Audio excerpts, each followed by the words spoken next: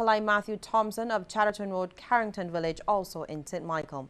The 59-year-old Chase Gap Halls Road, St. Michael resident was stabbed while at John Beckles Drive in the city. The two young men should be appearing at the District A Magistrates Court today. Well, also appearing in the District A Magistrates Court is 29-year-old John Griffith of 3rd Avenue Gap Bank Hall, St. Michael. He was held on Wednesday after lawmen discovered a 9mm firearm, a quantity of ammunition and 5 grams of cannabis following the execution of a search warrant at his residence. Griffith will answer to the charges of possession of a firearm, possession of ammunition, and possession of cannabis. Barbados has been nominated in several categories in the 2015 U.S. Today's Best Reader's Choice Awards. The country is coming up against some stiff competition to be named the best Caribbean destination for food, shopping, nightlife, adventure, and best Caribbean destination for golf. In the food category, the island is currently second out of a total of 20 Caribbean destinations.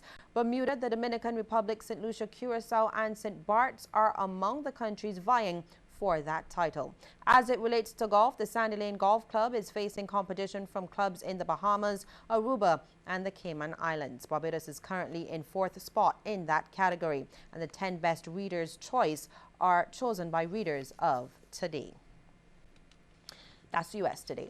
As more people shy away from doing maths, it's becoming increasingly difficult for places like the Barbados Statistical Service to find employees. And this concern from the acting deputy director of the department, Trevor David.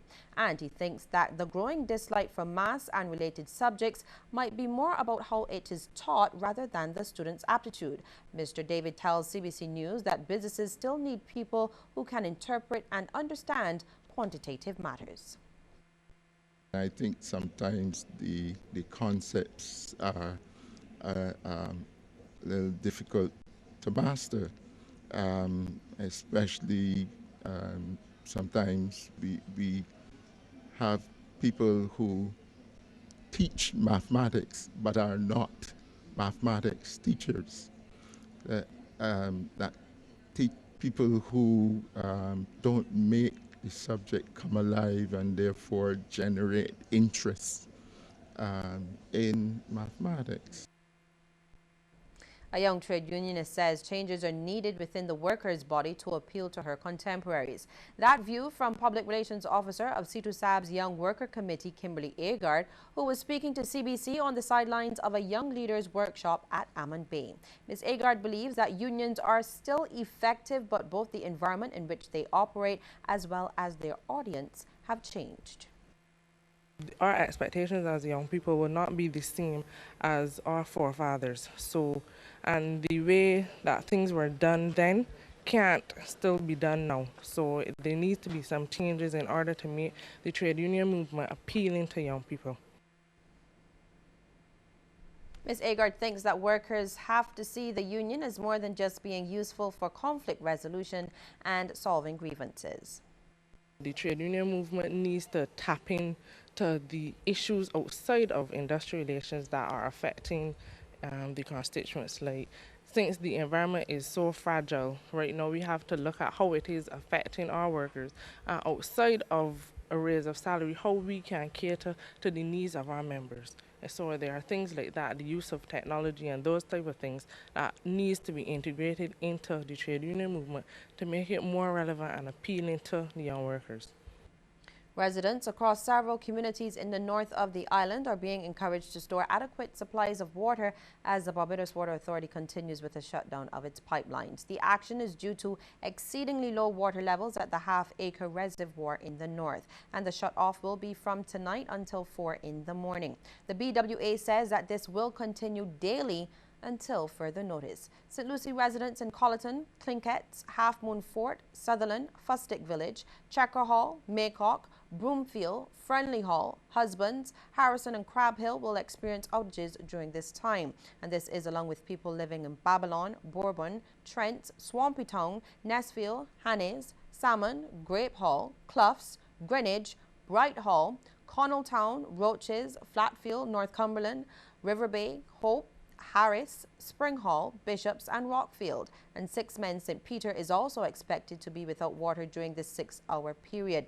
It will be much of the same for residents in parts of St. Thomas, St. George, St. John and St. Philip, with the nightly shutdown at the Golden Ridge pumping station, and this is from 8 in the evening until 4 in the morning. The BWA apologizes for the inconvenience and is assuring its customers that it is doing everything possible to rectify the problems which they are having.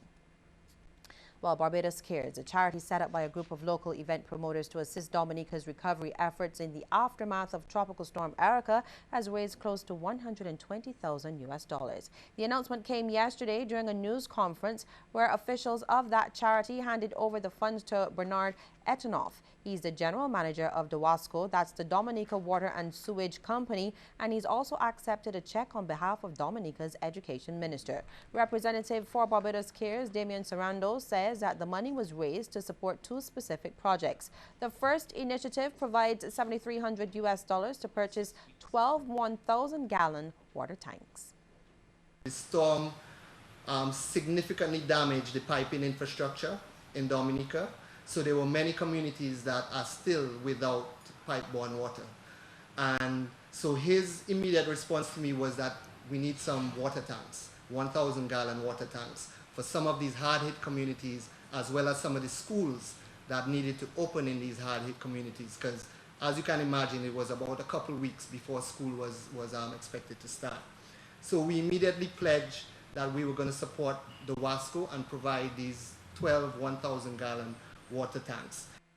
The second project is to the tune of $42,000 to provide accommodation for the Colabuster Government Primary School. Mr. Sarando explains that Barbados Cares is footing the entire bill and the plan is to relocate the school to a section of a neighboring school facility.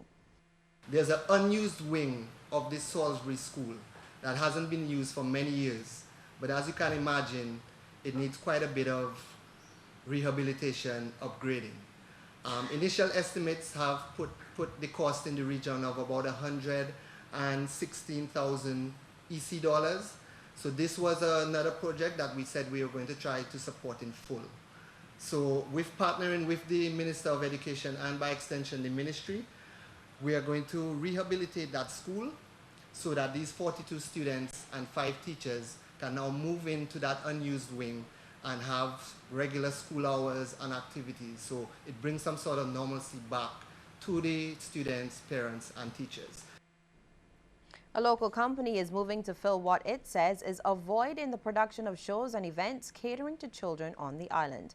Moved by the success of a previous production which saw Dora the Explorer performing here, Exclusive Lifestyles is bringing another character, SpongeBob SquarePants, straight from Bikini Bottom. Adrian Trotman, one of the directors of Exclusive Lifestyles Incorporated, says that the energetic Sea Sponge, along with his friends, will take over the Wildy Gym for SpongeBob Christmas in December. We will have 4 shows, the 19th and the 20th of December. The Cigarfield Sobers Gymnasium will be the location. 2 and 6 p.m. will be the times for the shows. And alongside SpongeBob, we will also have Doc McStuffins, who all the little girls will know Doc McStuffins. The boys will probably know SpongeBob, but the girls definitely will know Doc McStuffins. And of course, we are so proud to have a what should I say? You get so many different dynamics when it comes to cartoons, but Doc McStuffins representing us as people of color, educated person of color. In addition to the production, SpongeBob Christmas and Amusement Park will also be set up. We'll be back with regional and international news after the break.